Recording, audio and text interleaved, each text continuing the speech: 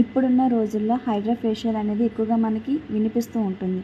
అయితే ఈ హైడ్రా ఫేషియల్‌తో మనం ఏ ట్రీట్మెంట్స్ చేయగలము? పిగ్మెంటేషన్ ప్రాబ్లమ్‌తో ఫేస్ చేస్తున్న వారికి, సన్ డ్యామేజ్ స్కిన్ వారికి, వ్రింకిల్స్ వారికి, పింపుల్స్ వల్ల వచ్చే స్కార్స్ వాళ్ళకి మనం హైడ్రా ట్రీట్మెంట్ అనేది చేయొచ్చు. నెక్స్ట్ ఫేషియల్ అనేది మనకి చేసిన తర్వాత ఫేస్ అనేది హైడ్రేటింగ్ అవ్వడానికి మనకి హైడ్రా ఫేషియల్ అనేది చాలా బాగా ఉపయోగపడుతుంది.